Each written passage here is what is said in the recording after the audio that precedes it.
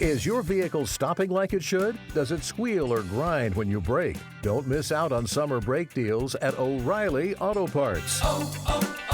O'Reilly Auto Parts. While you're listening, go to archpodnet.com/members and support our efforts. Let's get to the show. You're listening to the Archaeology Podcast Network. You're listening to the Archaeology Show. TAS goes behind the headlines to bring you the real stories about archaeology and the history around us. Welcome to the podcast. Hello and welcome to the Archaeology Show, episode 185. On today's show, we talk about archaeological sites that have been uncovered by recent drought. Let's dig a little deeper, but we might not have to because it's just been uncovered naturally. Yeah, totally. Totally shallow. Oh, silver linings?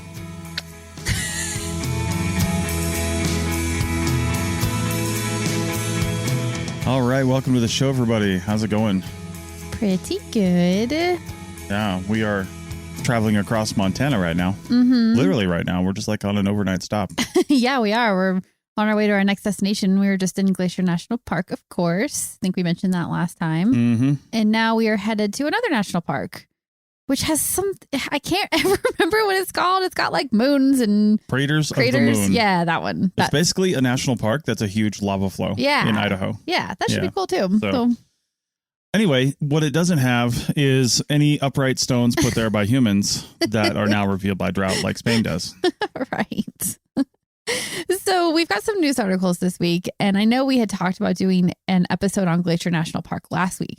However, it's in progress. It is in progress. Stop hassling me. I know, right? It is. We got some great audio. It's coming, but we thought we would cover some news stories this week because there's been some cool stuff that has come out and give you a little bit more time to get it together on the Glacier episode. We've got an interview next week, too, and it's with somebody who's been on the show before talking about the archaeology of the night. Yeah. And she's back with an edited volume, still talking about archaeology of the night, but in kind of a different way. So that'll be cool, too. Should be a fun episode. We might do that one before the next Glacier one. Yeah, but we'll get there. Don't worry. We got some great audio, so that's definitely happening. Yep, indeed. Yeah. So anyway, Spanish Stonehenge. Yeah, so this whole episode is going to be about archaeological sites that have been revealed by the recent really terrible drought that's happening pretty much everywhere. Is in. Yeah.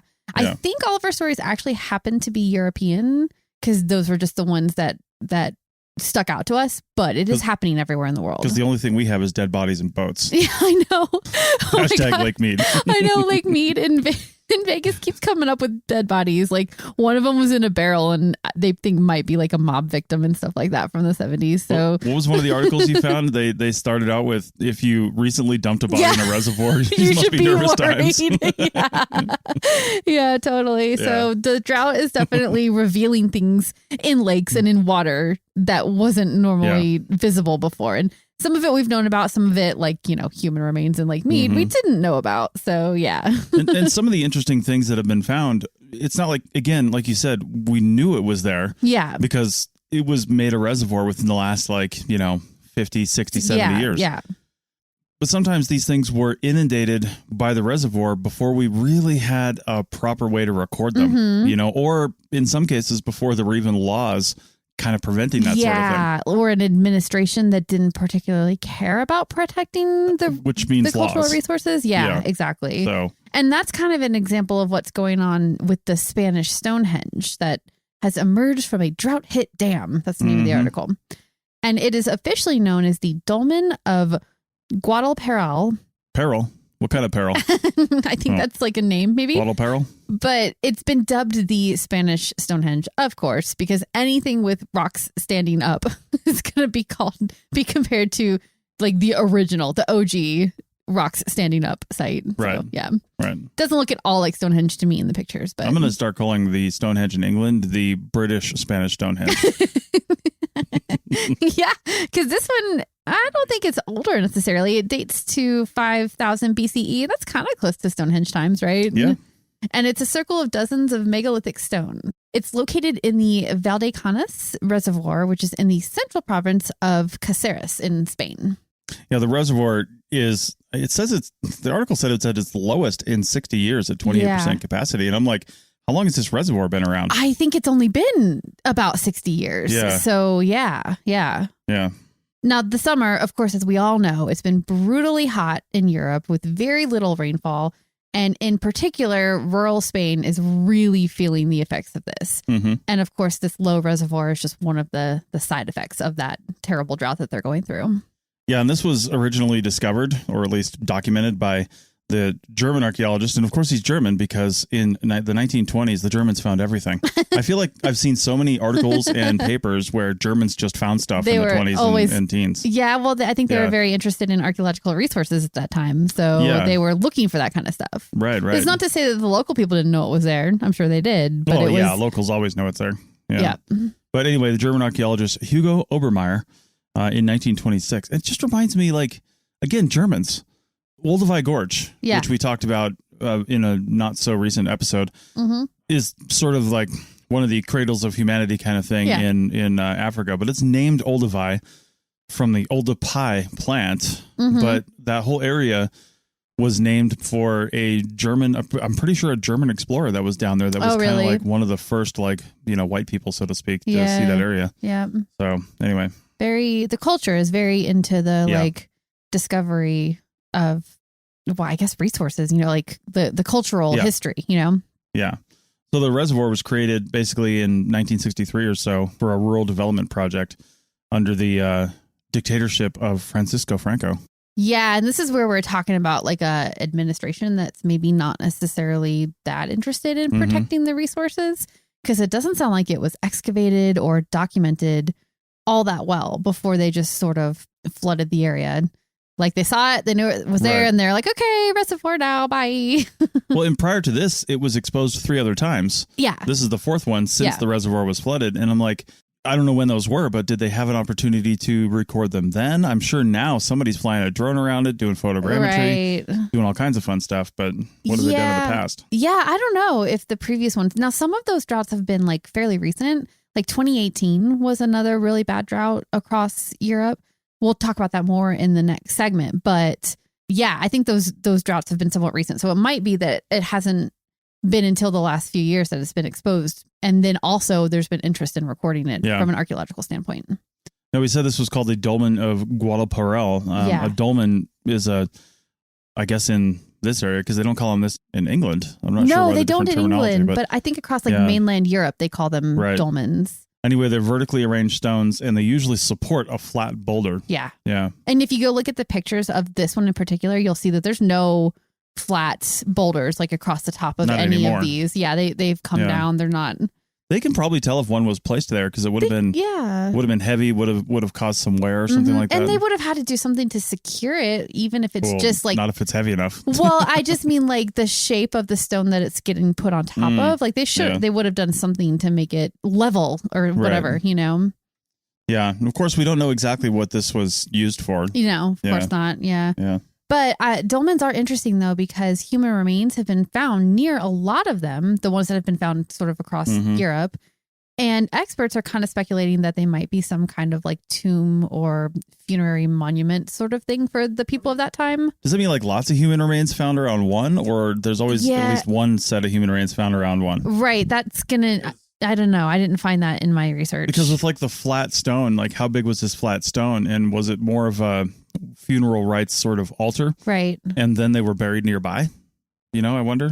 But yeah, I don't know. It would make sense that it would be a single tomb because that much effort to get those stones in place and everything. I could see a leader, a really strong leader of a group of people inspiring that kind of work, to do that for their funeral area. But anyway, I don't know.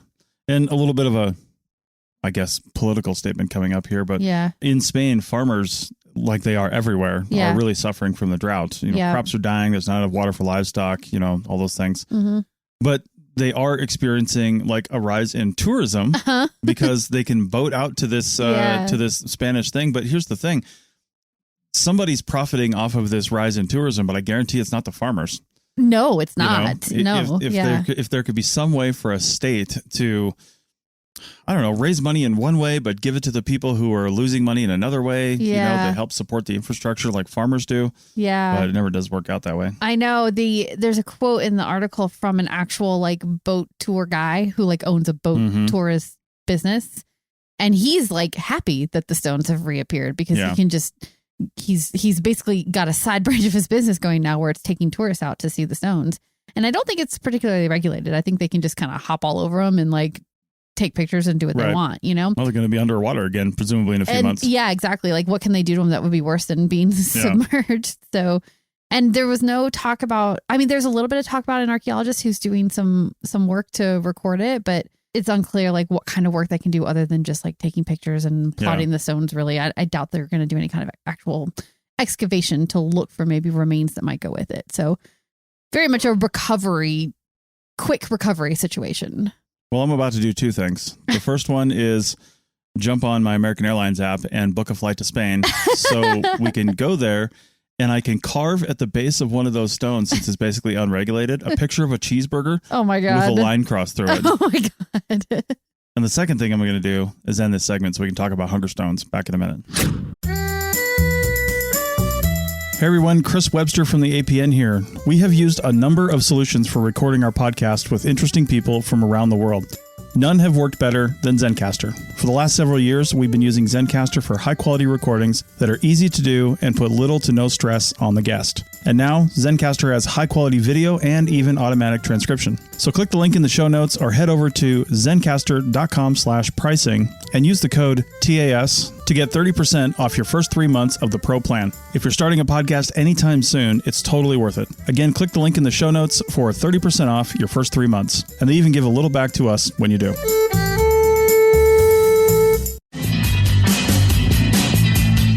Keep this conversation going by joining our members-only Slack team. There's always vibrant conversations going on over there between members and hosts about the topics we're podcasting about and more. Also get access to our back catalog of bonus material and ad-free shows. You get all this for $7.99 a month or less than $80 US per year if you get the annual subscription. Support archaeological education and outreach by supporting the APN. Go to archpodnet.com/members for details. That's archpodnet.com/members. Chicken tacos should only be trusted to chicken professionals. That's where we come in. Introducing Zaxby's new chicken finger tacos. One comes with pico de gallo and creamy chipotle ranch. And the other comes with bacon, lettuce, tomato, and avocado ranch. Chicken experts since 1990. Chicken taco experts since now. Order yours today in the Zax Rewards app. Woo, saucy! Zaxby's. Is your vehicle stopping like it should? Does it squeal or grind when you brake? Don't miss out on summer brake deals at O'Reilly Auto Parts. O'Reilly Auto Parts. All right, we're back from Spain. We saw the monument. This is TAS 185. And we're heading to Central Europe now, right? That's right. I mean, we weren't too far away. Not too far. Yeah. So we're over there and we're going to find out why everybody's so hangry. Hungry and hangry, probably. Yeah, that's right. So this article is called, "What are hunger stones and why did they terrify people in Europe?" I'd like to point out that I was first made aware of these from something you've given me a little bit of shade over in the past. And that's my Weather Channel video watching habits before bed. You're like super obsessed with watching. Like you've seen every video that Weather Channel has ever put out, I think. Listen, on the app, on the smartphone app, or at least the iPhone app, and I know if you're not in the United States, you can't really get Weather Channel videos, but because I just don't think their app works in other countries. But either way, they have these like short 30 to 60 second long videos that are sometimes narrated, sometimes with text, a lot of times weather related, but not always. It's just like these little trending videos that are just interesting little news bits. And I don't know why they do it, but I love it because it's usually only about, 4 or 5 a day during the week, if that. Yeah. Then on the weekends, nothing. And they're curated from like other sources. So it's not like, I don't think they're really like sitting there like putting together this content. They're finding it online and then all they do is narrate or they put the text over it. Yeah, exactly. So, but you do have this like obsession with watching them right before you go to sleep at night. It's sort of your little, like most people read. No, you watch Weather Channel videos. It's so cool. Great. So great. Anyway, it makes me want to go get a Hungerstein. Hungerstein. Yeah. So you saw this on one of your Weather Channel videos originally, and I went looking for some articles about it because it is really interesting. Hunger stones are carvings into river stones that are only revealed when the water level drops low during a drought. Yeah. So you can't, they're submerged, they're underwater. You can't see them and you can't see what they said until the drought happens and it drops. Mm-hmm. Yeah, they're found in Central Europe, primarily in German and Czech rivers. Yeah. And like you said, during droughts. Yeah, it's crazy. They really are truly geographically like limited, right? Mm-hmm. They're in a couple Czech rivers and German rivers, and I think in some like Swiss rivers too. And like that's really it. Well, it sounds like culturally this thing kind of caught on. Yeah. And people were like, oh yeah, that's a good way to kind of mark time, right? Yeah, Because totally. Droughts happen, I wouldn't say frequently, but droughts happen enough in somebody's lifetime that they're very aware of it. And when your entire food web basically is tied directly to the weather. Yeah. And I say that as almost a historical thing because right now, yes, we're in a drought. Yes, like California and Nevada, they're starting to get water restrictions and things like that because of things like Lake Mead and other reservoirs not having water. Mm-hmm. But in reality, people's lives haven't really changed that much. No. They might be paying a little more for food. Yeah. But they're not really suffering. Right. Like the globalization of food basically has made it so that probably nobody's going to starve during a drought. Well, they're not until they are. I feel like without people restricting what they do and really being conscious of where they get their food and how they get their food and how much food that they eat and what they're eating, it's going to be like the pandemic. It's going to be like, it's not a problem. It's not a problem. It's not a problem. Holy crap. What do we do now? Yeah. I still think though, no, first world countries, they're going to figure something out. They're going to get help from neighbors, especially in Europe where you've got the EU supporting them. Yeah. I just don't think that anybody's really, truly going to feel the starving effects of a drought like they did in the past, which is why they carved on these stones, because people were literally starving back then. Yeah. And I don't think they're going to feel that kind of effect. So these hunger stones are almost more like a novelty now when they appear. Mm-hmm. Yes, the drought is bad, but there's government in place to help mitigate those effects so that people aren't going to starve. Right. But it is a good harbinger of, things to come if you don't do something now. It's true. And it's happening more and more. I mean, the drought is happening because of global warming. Things are not getting better. They're only going to get worse unless we all do some really big things and make some really big changes.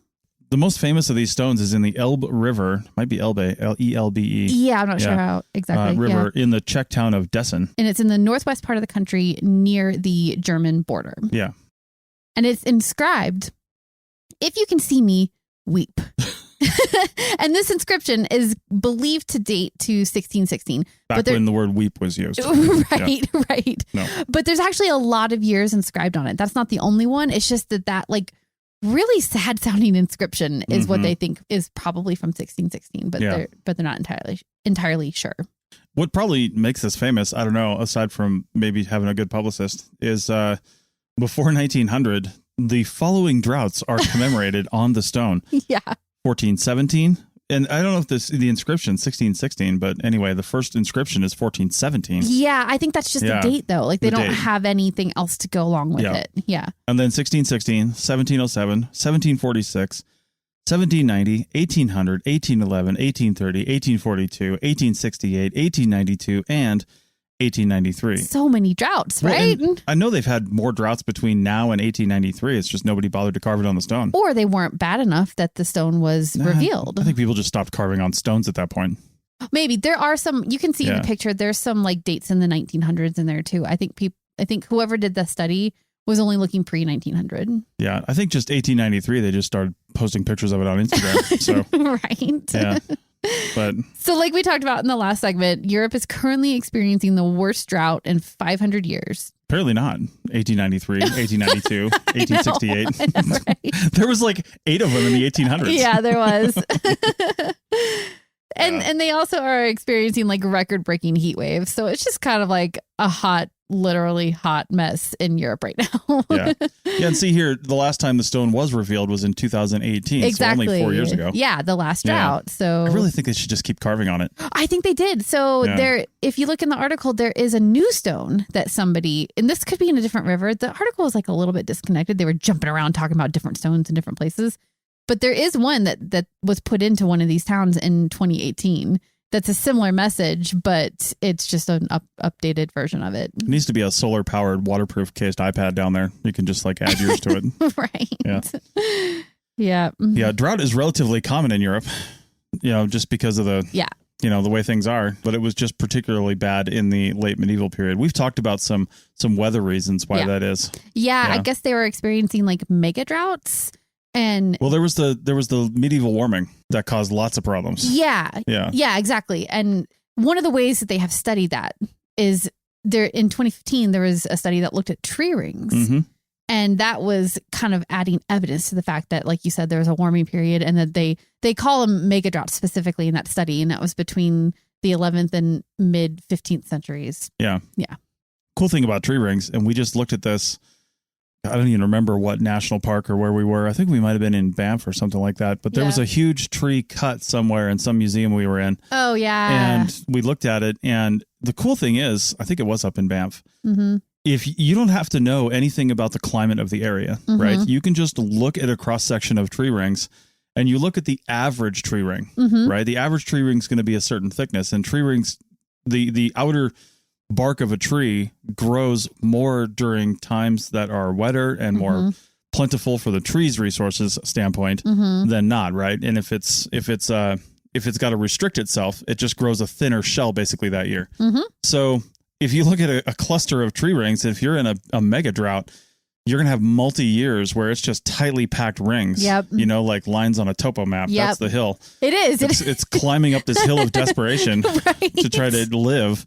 Yeah. And then it hits the good times where the rings spread back out. Yeah. So totally accurate. Yeah. And again, you don't need to know anything about the climate. Yeah. You can just say, okay, I know however many years back this was, something happened here. Yeah. Yep. And you can get some finer detail on that when you start including like lake cores and ice cores and stuff like that. But that cool. tree ring stuff is really, really neat. So much we can learn. Yeah. Just from tree rings. And to have these hunger stones basically confirming what tree rings is telling you too is really neat, because tree rings is like one like scientific way of looking at it. But then you've also got like sort of the primary resource of people carving in stone saying that they are weeping because they're so hungry. Well, and that is the cool thing, because awesome. Sometimes when we look at these scientific methods that are a little bit more relative, like tree rings, like we can't actually look inside a tree ring and say it was this year and it did this, but we kind of can if we know how to read it. But when you have the corroborating evidence, it just starts solidifying what we know. And if you can say, well, tree rings from this time look like there was a drought, and you've got somebody carving into a stone, I'm weeping now because there's a drought. I have no food. Yeah, totally. So, that's crazy. It's just good parallel corroborating evidence. That's one of the things we look for in archaeology all the time. If you've got one thing that has a date, you're like, yeah, if that dating method is solid, we're probably going to believe it. But if we can find like 2 or 3 other things that independently, through a completely different means, comes up with the same answer, that's hard to refute. It really is. Yeah. So the Dustin stone is the most famous of these hunger stones, but there are other ones. In 1904, a stone emerged in the Spree River near the village of Trebach, on which was inscribed, "When you see this stone again, you'll cry. So shallow was the water in the year 1417. Yep. Which is interesting because that's a different stone from the Dustin one, but also talking about the year 1417. Yes. So that year must have been like real bad. I would imagine. Yeah. The City Archives of Pirna, Germany, records a stone with the year 1115 engraved on it. But its exact location is no longer known. It's crazy. Yeah. So either it's still there and we just can't find it again, or maybe it's gone, been removed. Who knows? Well, also, depending on how deeply it was carved and the swiftness of the river it was in, it could have been worn away. Yeah, totally. Yeah, to where, not worn completely maybe, but worn to where it's difficult to see again. Yeah. There's a large stone in Mosul near Trebach, I'm getting all these wrong, where bottles of wine will be buried near its base to be drunk next time they're visible. Yeah, which I thought was a sort of lighter take on the whole drought and starving theme of these stones. They must wax cover the top of it. Tops, otherwise the corks would just get soaked. Yeah, they must have. Yeah.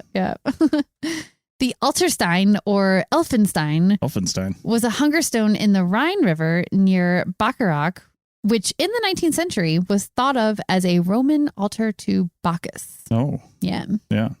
Oh, and that stone was dynamited in 1850 because it was a danger to the like growing shipping industry that was coming into that area. Yeah, it was huge. There's actually a map of it.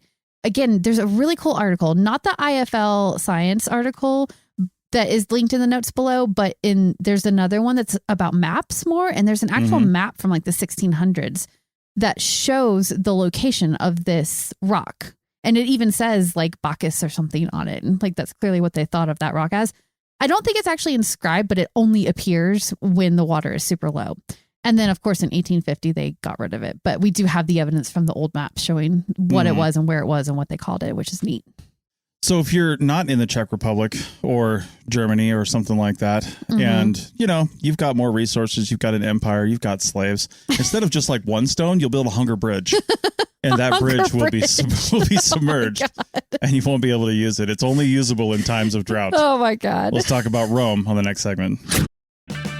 Save on O'Reilly Brake Parts Cleaner. Get 2 cans of O'Reilly Brake Parts Cleaner for just $8. Valid in-store only at O'Reilly Auto Parts. O'Reilly Auto Parts. Introducing Zaxby's new chicken finger tacos. One with pico and creamy chipotle ranch, and the other with bacon and avocado ranch. Chicken expert since 1990. Taco expert since now. Woo, saucy! Zaxby's. Did you know we have lots of great shows on the Archaeology Podcast Network? Head over to ArchPodNet.com and you can see all the shows that are currently producing podcasts. Scroll down a bit more and you'll see some great shows from the past that still have great content. Search for your favorite shows on your podcasting app or listen right on the page at ArchPodNet.com. All right. Welcome back to the drought episode of TS 185. It's like the silver linings of drought, because I know like drought is really bad and it sucks for a lot of people, and it did in the past and it does in the present. But you can pull something good out of it. Yeah, like find some cool archaeological sites, make you feel better about the fact that there's not enough food. I don't know. Yeah. So we're going over to Rome, to the Tiber River. Yeah. The hidden ancient Roman Bridge of Nero emerges from the Tiber during severe drought. That's the name of the article. And this river has had several years of low levels, and it has exposed the stone foundations of the Pons Neronianus, or the Bridge of Nero. Yep. So this is not a new find, exactly. It was submerged, which would make it difficult to access and to study, but people knew it was there. Yeah, I'm kind of curious about this one because I didn't do the research on this one, but it was like, how is the water low enough for long enough that you decide to build a bridge? And now it's covered in water. Well, what happened? It's just the foundations. Oh, okay. So like the bridge was dismantled at some point because it was like, there's a lot of reasons why this bridge didn't work out, and we'll get into it, but it was basically dismantled at a certain point after it was built. Okay. And this is just the foundation that appears every once in a while in the low levels of water. Let's get into who and where. Yeah. So Nero was a 16-year-old fifth emperor of Rome who reigned from 54 to 68 CE. Yeah, he was so young when he became emperor, but he did build public structures. He won military victories abroad. Like he seemed to be he was in charge when military victories were won abroad. Yeah, totally. But I mean, you have to imagine he helped make some decisions. Sure. But he wasn't really viewed as like a super great emperor, I don't think. His passion was art and music and chariot races, apparently. You know, got to have your priorities. I just imagine any 16-year-old Roman emperor, like as nice as they were with their passion for art, was basically just like Joffrey from Game of Thrones. Right? Flinging people over the wall. Totally. Like, what else would a 16-year-old emperor do? I don't know. I think I kind of get the impression that he was maybe a little bit soft, although maybe not, because he actually had his mother and one of his wives killed while he was emperor. So who knows? Maybe he was a little bit Joffrey-like. Well, Joffrey, his mother and his wife were all the same thing, wasn't it? Oh, wait, that was no. I don't. That's not. I'm not sure. I mean, not wrong, but also like not quite right.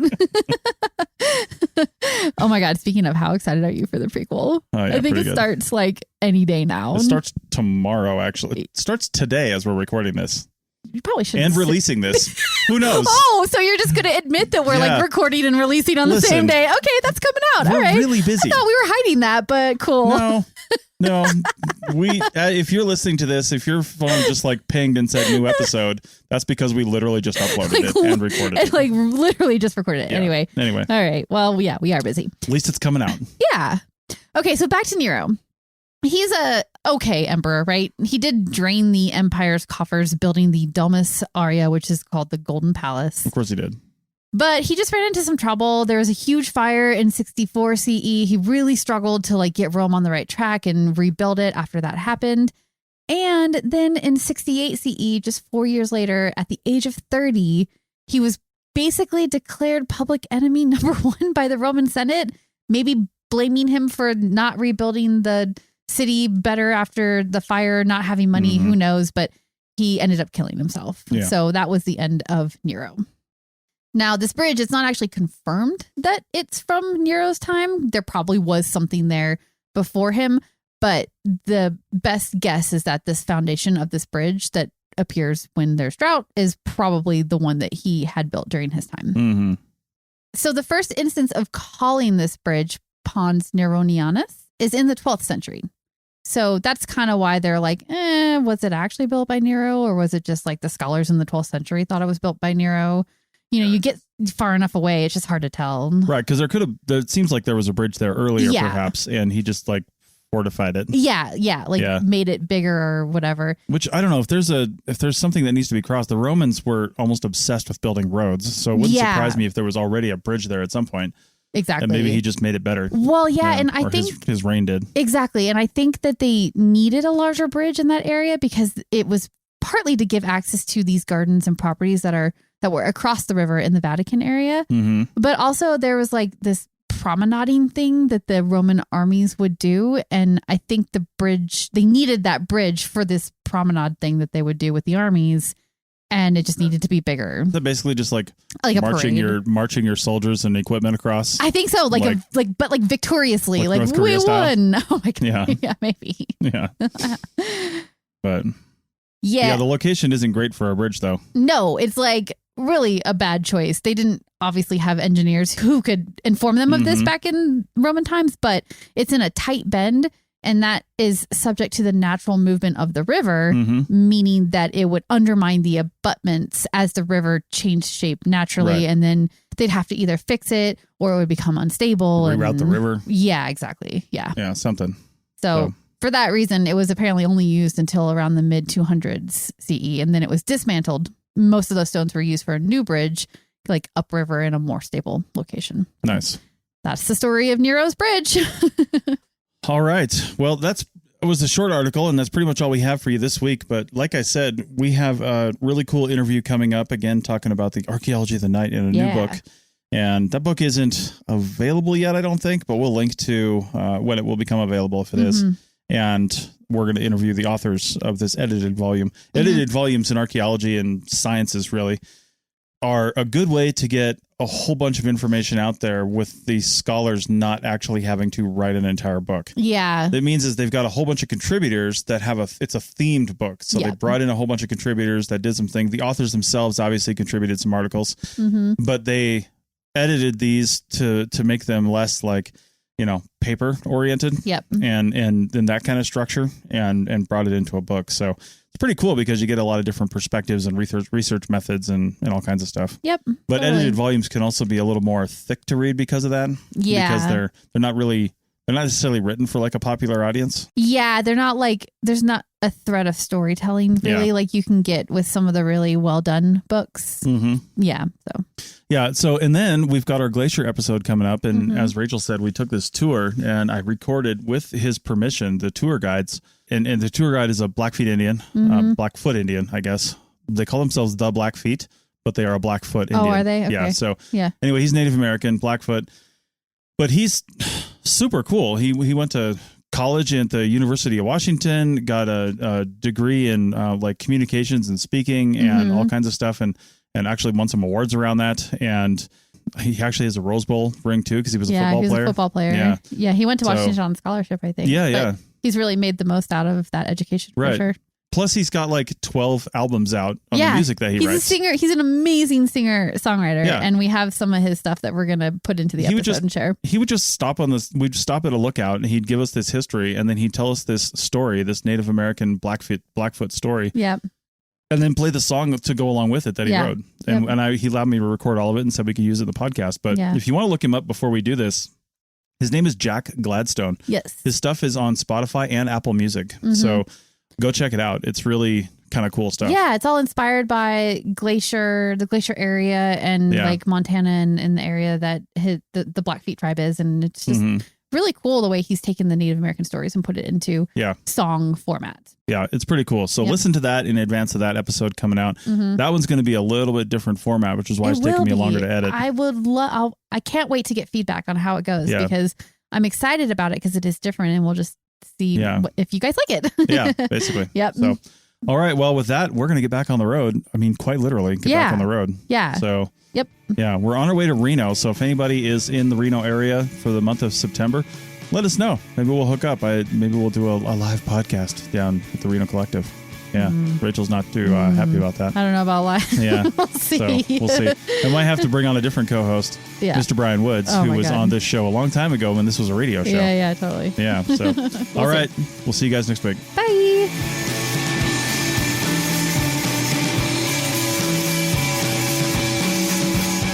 Thanks for listening to the Archaeology Show. Feel free to comment and view the show notes on the website at www.archpodnet.com. Find us on Facebook, Instagram, and Twitter at ArchPodNet. Music for this show is called I Wish You Would Look from the band Sea Hero. Again, thanks for listening and have an awesome day.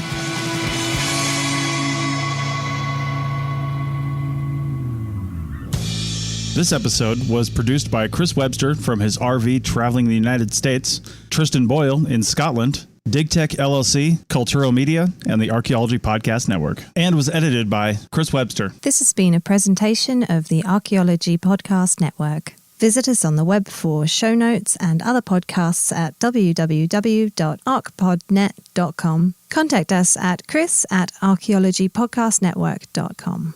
This is Chris Webster, founder of the APN and one of the chief editors. Thanks for listening all the way to the end. If you want to keep the conversation going and support us along the way, go to archpodnet.com/members. That's archpodnet.com/members. And thanks for listening.